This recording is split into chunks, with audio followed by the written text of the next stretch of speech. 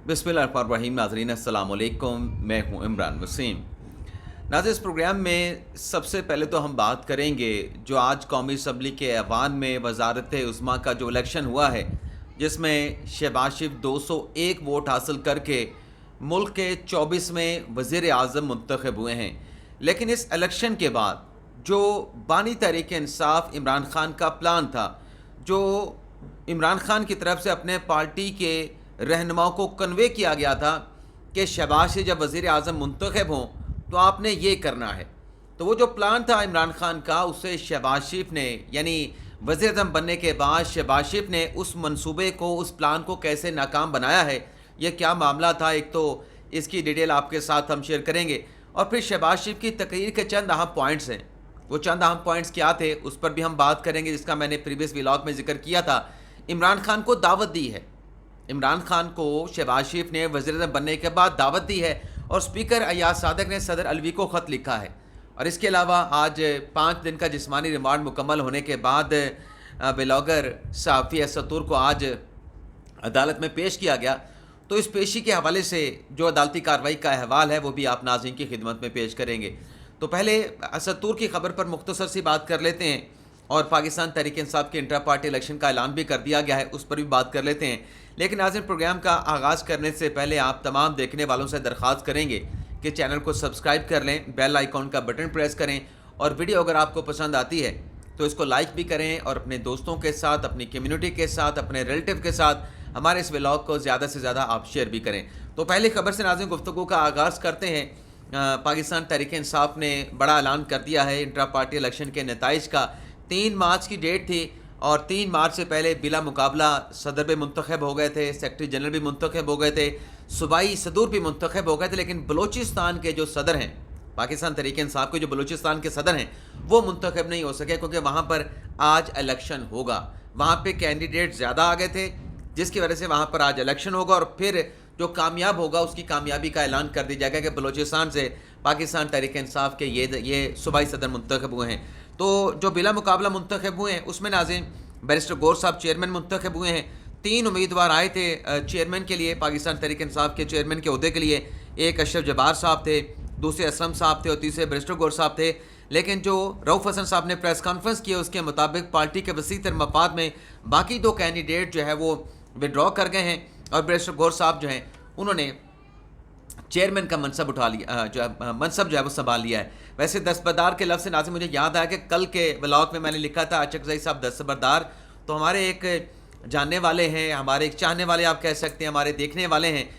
Malaysia में होते हैं, उनकी तरफ से कहा गया कि ये अचकज़ई साहब तो दस्तबरदार नहीं हुए। तो मैं अपने उस व्लॉग में दस्तबरदार किस मामले से हुए अचकज़ई साहब, उसको एक्सप्लेन नहीं कर सका, मुझे याद नहीं रहा।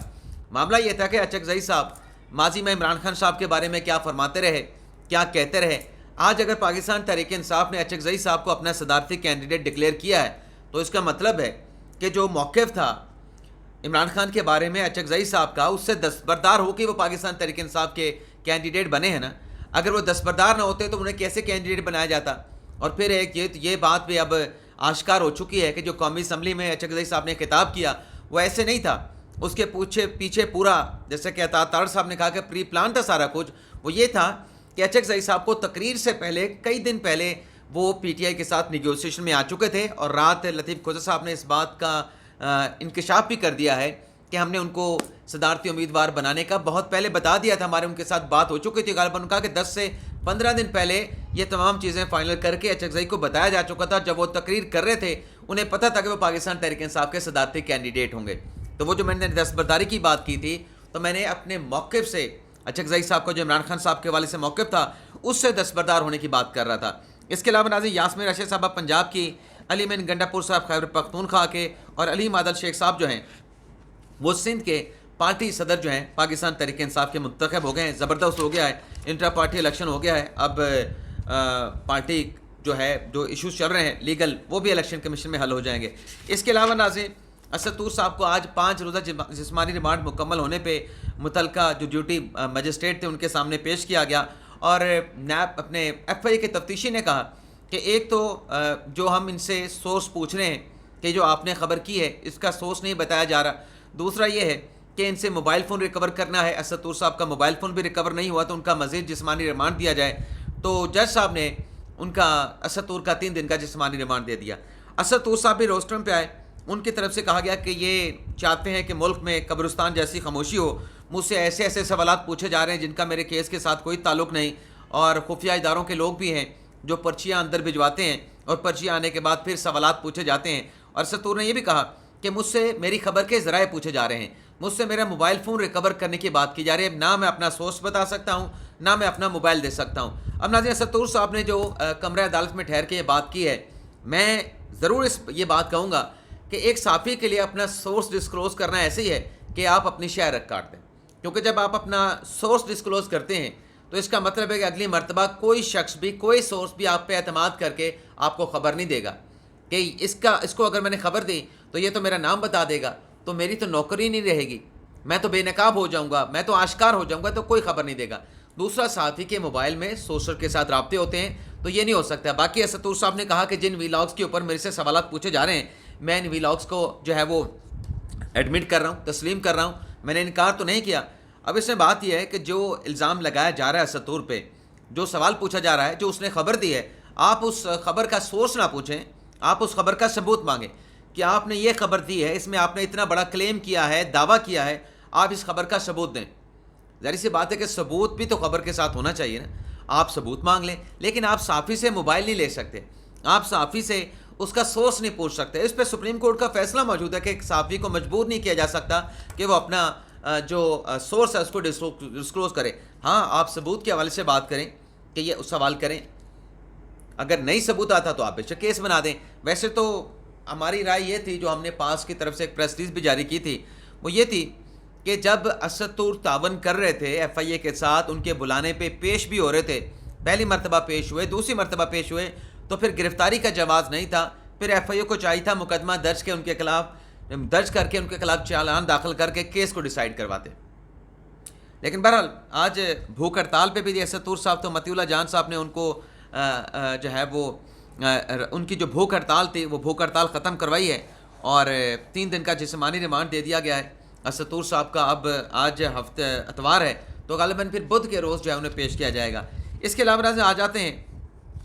جو وزیر اعظم کا الیکشن ہوا, اس میں ایک تو آپ کو بتا دیں کہ عمران خان صاحب کے جو اتحادی ہوا کرتے تھے ماضی میں, اعجاز الحق صاحب, انہوں نے بھی آج شہباز شریف کو ووٹ کیا ہے. اور اعجاز الحق صاحب نے یہ کہا کہ دیکھیں چونکہ مجھ سے ووٹ مانگا نہیں گیا سنی اتحاد کونسل کی طرف سے, تو مجھ سے ووٹ مانگا ہے شہباز شریف نے, تو میں ان کو ووٹ کرنے جا رہا ہوں. اس کے علاوہ ناظرین ایک اور بڑی اہم ڈیولپمنٹ ہوئی ہے کہ جو ایاز صادق صاحب ہیں, جب یہ وزیر اعظم کا الیکشن مکمل ہوا اور شہباز شریف صاحب 201 ووٹ حاصل کر کے قائد ایوان منتخب ہوئے 24 میں پاکستان کے وزیر اعظم, تو ان کی طرف سے صدر مملکت عارف علوی کو لیٹر بھیجا گیا ہے جس میں ان کو بتا دیا گیا ہے کہ ایوان نے شہباز شریف کو اپنا وزیر اعظم منتخب کر لیا ہے. اس حوالے سے جو ہے وہ آپ کو آگاہ کیا جا رہا ہے. اب شہباز شریف صاحب کے وزیر اعظم بننے کے بعد حلف برداری کی تقریب ہونی ہے جو کہ کل انشاءاللہ ہو گئی, اور لگتا یہ ہے کہ صدر علوی صاحب جو ہیں وہ شہباز شریف صاحب سے وزارت عظمیٰ کا جو ہے وہ حلف لیں گے. تو ایک ناظرین یہ ہو گیا. لیکن اس سے پہلے ناظرین جو یہ اعجاز الحق صاحب تھے, انہوں نے جیسے کہا کہ میں نے جو ہے وہ ووٹ شہباز شریف کو دینا ہے کیونکہ وہ ووٹ مجھ سے مانگا گیا ہے, لیکن مولانا فضل الرحمان صاحب نے جو ہے وہ بائیک آؤٹ کیا آج کے الیکشن میں, اور وہ پہلے بھی اعلان کر چکے تھے. لیکن اختر مینگل صاحب جب یہ ووٹنگ کا پروسیس چل رہا تھا وزیر اعظم کا, تو وہ ایوان میں بیٹھے رہے, اور ان کی طرف سے یہ کہا گیا کہ جیسے مطلب اعجاز الحق صاحب نے کہا کہ مجھ سے نون لیگ نے ووٹ مانگا ہے, سنی اتحاد کونسل نہیں مانگا, تو اختر مینگل صاحب کا دعویٰ یہ تھا کہ مجھ سے کسی نے ووٹ بھی نہیں مانگا, نہ شہباز شریف نے مانگا ہے, نہ سنی اتحاد کونسل نے عمر ایوب صاحب نے مانگا ہے, تو میں کسی کو ووٹ نہیں دینے جا رہا. تو اختر مینگل صاحب نے کسی کو ووٹ نہیں کیا. اس کے بعد ناظرین آج جب یہ ووٹنگ کا عمل شروع ہوا, ووٹنگ کے عمل سے پہلے ایوان میں نعرے بازی کی گئی, ایوان میں شور شرابہ کیا گیا, ہنگامہ آرائی کی گئی, چور چور کے نعرے لگائے گئے, دوسری طرف گھڑی چور کے نعرے لگائے گئے, ادھر سے تیرا یار میرا یار قیدی نمبر 104 کے نعرے لگائے گئے, اور ادھر سے شیر آیا کے نعرے لگائے گئے. لیکن بہرحال جب یہ سارا پروسیس شروع ہوا, اس پروسیس میں اسپیکر صاحب نے کہا کہ جو شہباز شریف کو ووٹ دینا چاہتے ہیں وہ میری دائیں طرف لابی میں جائیں گے, اور جو عمر ایوب کو ووٹ دینا چاہتے ہیں میری بائیں طرف لابی میں جائیں اور اپنا حق رائے دہی استعمال کریں. تو ایک ایک کر کے تمام لوگ وہاں پہ جاتے رہے, اور لابی میں جاتے ہوئے اپنا نام, اپنے حلقے کا نمبر اور اپنا ووٹ کس کو دینا ہے وہ لکھواتے رہے. تو اس کے بعد پھر جب یہ سارا پروسیس ناظرین مکمل ہوا تو پھر اسپیکر صاحب نے جو ہے وہ وزیر اعظم کے انتخاب کا اس کے نتائج کا اعلان کر دیا کہ 201 ووٹ حاصل کیے ہیں۔ اس کے بعد پھر ناظرین موقع دیا گیا شہباز شریف صاحب کو۔ ویسے تو آج جب وہ ایوان میں پہنچے تھے شہباز شریف صاحب، تو ان کو آلریڈی، کیونکہ یہ تو سب کو پتہ تھا کہ ایک رسمی کارروائی ہو رہی ہے، ایک آئینی کارروائی ہو رہی ہے، لیکن نمبر شہباز شریف صاحب کے پاس پورے تھے، تو آج جب وہ ایوان میں پہنچے تھے، قومی اسمبلی پارلیمان پہنچے تھے، تو ان کو جو وزیر اعظم کا جو ایک کی جو سیکیورٹی ہوتی ہے وہ آلریڈی شہباز شریف صاحب کو فراہم کی جا چکی تھی، تو سیکیورٹی کے ساتھ آئے اور پارلیمانی کمیٹی کا اجلاس بھی ہوا مصمک نواز کا، جس میں انہوں نے خطاب بھی کیا اور ناشتے پہ بھی اپنے ارکان کو مدعو کیا تھا، ناشتہ بھی ان کو فراہم کیا۔ تو ناظرین سارا یہ معاملہ ہونے کے بعد جب وزیر اعظم منتخب ہو گئے تو شہباز شریف صاحب نے تقریر کا آغاز کیا۔ تو پلان یہ تھا اپنے عمران خان صاحب کا جو انہوں نے اپنی پارٹی کو دیا تھا، پلان ناظرین یہ تھا کہ جیسے جب میں عمران خان صاحب نے کہا کہ وزیر اعظم بنا تھا 2018 میں، تو مجھے تقریر نہیں کرنے دی گئی تھی، میں تقریر کرنا چاہ رہا تھا، بہت شور شرابہ کیا گیا تھا، تو میں تقریر نہیں کر سکا تھا۔ تو خان صاحب نے اپنے پارٹی کو پلان یہ دیا تھا کہ آپ نے شہباز شریف کو وزیر اعظم بننے کے بعد تقریر نہیں کرنے دینی، آپ نے اتنا شور کرنا ہے، اتنا ہنگامہ کرنا ہے، اتنی تکرار کرنی ہے، اتنا شاؤٹ کرنا ہے، یعنی اتنا شور کرنا ہے کہ شہباز شریف 5 منٹ کے اندر جہاں پہ انہوں نے ٹھہر کے روسٹم پہ تقریر کرنی ہے وہ روسٹم چھوڑ کے چلے جائیں۔ لیکن آج یہ ناکام شہباز شریف صاحب نے اپنی پہلی تقریر میں ہی ناکام بنا دیا۔ کیسے ناکام بنا دیا ناظرین کہ یہ تو 5 منٹ کی بات کر رہے تھے اور پلان بنا کے بیٹھے تھے کہ سنی اتحاد کونسل کے لوگ احتجاج کریں گے، شور شرابہ کریں گے، اور شہباز شریف صاحب جب کان سنی آواز بڑی آواز سنائی نہیں دے گی تو شہباز شریف صاحب چھوڑ کے چلے جائیں گے، لیکن ایسے ہوا نہیں۔ شہباز شریف نے آلموسٹ کوئی 1.25 گھنٹے سے زیادہ کی تقریر کی اور ڈٹ کے تقریر کی، جس میں عمران خان صاحب نے مخاطب جہاں عمران خان صاحب کو کیا شہباز شریف نے، اور ان کو دعوت بھی دی، لیکن دعوت دینے کے ساتھ ساتھ عمران خان صاحب کو ایکسپوز بھی کرتے رہے۔ یعنی مثال کے طور پہ جو ایک بات انہوں نے کی بجلی چوری کے حوالے سے کہ بجلی چوری ہوتی ہے، گیس کی چوری ہوتی ہے، تو اس پہ شہباز شریف صاحب نے کہا کہ میں گھڑی چوری کی بات نہیں کر رہا، میں گیس اور بجلی چوری کی بات کر رہا ہوں۔ یعنی وہ ٹونٹ بھی کرتے رہے اور تقریر بھی کرتے رہے، اور عمران خان صاحب کا پلان شہباز شریف صاحب ناکام بھی بناتے رہے۔ اپنی تقریر میں ناظرین شہباز شریف صاحب نے یہ کہا کہ جو عمران خان صاحب کا خط ہے جو IMF کو لکھا گیا اس کا ذکر بھی کیا، بلکہ اس کا ذکر کرنے سے پہلے اس سے پہلے جو تیمور سلیم جھگڑا صاحب تھے اور جو پنجاب کے وزیر خزانہ تھے لغاری صاحب، پرویز الہی صاحب کے اور KPK میں عمران خان صاحب کی حکومت تھی، تب جب IMF کے ساتھ اپنے جو پیکج ہوتا ہے IMF کا، اس پر جب نیگوسیشن چل رہی تھی، تو اس وقت جو آڈیو سامنے آئی تھی شوکت ترین کی، اس کا ذکر بھی کیا کہ یہ کیا ملک کی خدمت کر رہے تھے کہ IMF کو ہم نے یقین دہانی نہیں کرانی۔ اور پھر خان صاحب نے جو IMF کو خط لکھا ہے اس کا ذکر بھی شہباز شریف صاحب نے چھوڑا کہ آپ نے اغیار کو دعوت دی ہے کہ آئیں اس معاملے کے اوپر پاکستان کے انٹرنل معاملات میں مداخلت کریں، بھی آپ پاکستان کے اداروں سے تحقیقات کرا لیں۔ آپ یعنی IMF کو خط لکھیں گے تو شہباز شریف صاحب نے کہا اس کا مطلب یہ ہے کہ آپ ملک کے اداروں پہ اعتماد نہیں کر رہے، آپ کو اغیار کے اوپر جو غیر ہیں، جن کے بارے میں آپ کہتے ہیں کہ غلامی سے نجات حاصل کرنی ہے، آپ کو ان پہ اعتماد ہے، آپ کو اپنے اداروں پہ کوئی اعتماد نہیں۔ تو اس کا بھی ذکر کیا اور انہوں نے کہا کہ IMF کو خط لکھنا جو ہے ملک دشمنی ہے، ملک دشمنی کے مترادف ہے۔ یعنی اپنی تقریر میں عمران خان صاحب کے لیٹر پہ شہباز شریف صاحب نے باقاعدہ اس کو نوٹس لے کے اس پہ بات کی ہے کہ آپ نے ملک دشمنی کی ہے۔ پھر شہباز شریف صاحب نے اپنی تقریر میں یہ بھی کہا، ایک تو انہوں نے اعلان کیا کہ پورے ملک میں پبلک ٹرانسپورٹ کی سروس مہیا کریں گے، اور پھر 9 مئی کے واقعے کا ذکر بھی کیا کہ پری پلان جو ہے وہ ملٹری املاک کو جو ہے وہ پر حملے کیے گئے، اس کے زخم آج بھی تازہ ہیں، اور اعلان کیا کہ جو 9 مئی کے واقعے کے مجرمان ہیں انہیں قانون کا سامنا کرنا پڑے گا، وہ قانون کا سامنا کریں گے۔ یعنی 9 مئی کے واقعے کے اوپر کسی قسم کی کوئی رعایت نہیں ہوگی، یہ شہباز شریف صاحب نے اعلان کر دیا ہے۔ اور شہباز شریف نے یہ بھی کہا کہ وفاقی حکومت جو ہے صوبوں کو ساتھ لے کے چلے گی، دہشت گردی کا معاملہ بھی حل کریں گے، دہشت گردی کا خاتمہ بھی کریں گے۔ لیکن انہوں نے ذکر کیا خان صاحب کے دور حکومت کی TTP کے حوالے سے جو پالیسی تھی، جس میں جیلوں سے کئی ایسے لوگوں کو جو کہ دہشت گرد تھے، جن کو گرفتار کیا گیا تھا، رہا کیا گیا تھا، کہ جیلوں سے جو ہے وہ بڑے کور نوعیت کے جو دہشت گرد تھے ان کو نکال کے رہا کر دیا گیا، تو وہ عمران خان صاحب کو ساتھ میں ہٹ بھی کرتے رہے۔ شہباز شریف صاحب نے کہا کہ زراعت کو ترقی دیں گے، ٹیوب ویل کے حوالے سے انہوں نے کہا کہ بہتر سروس اور بجلی اور سولر کی انہوں نے بات کی، اور پھر انہوں نے کہا کہ جو 5 لاکھ بچوں کو تربیت دی جائے گی، خصوصی ٹیکنیکل تربیت دی جائے گی، اور جو بچوں کو تربیت دینے کے ساتھ ساتھ انہوں نے یہ بھی کہا کہ عدالتی نظام کو بھی بہتر کریں گے اور 2 سال سے جن خواتین اور بچوں کی کم سزائیں ہیں ان کو رہا کرنے کا انہیں جو ہے وہ حکم بھی دیا، اور 10 دن کے اندر جو ایف بی آر میں آپ کے ٹیکس کے جو ریفنڈز ہوتے ہیں وہ بھی واپس کرنے کا ایف بی آر کو حکم دیا ہے۔ ایکسپورٹ بڑھانے کا اعلان کیا شہباز شریف نے کہ ہم 1 ونڈو جو ہے وہ آپریشن متعارف کروائیں گے، اور کوئی ٹریڈ کوریڈور کھولنے کی بھی بات کر رہے تھے۔ اس کے ساتھ ساتھ ناظرین آگے چل کے انہوں نے عمران خان صاحب کو دعوت دی۔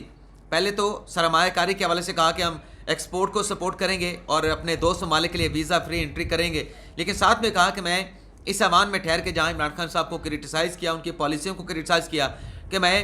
دعوت دیتا ہوں کہ آپ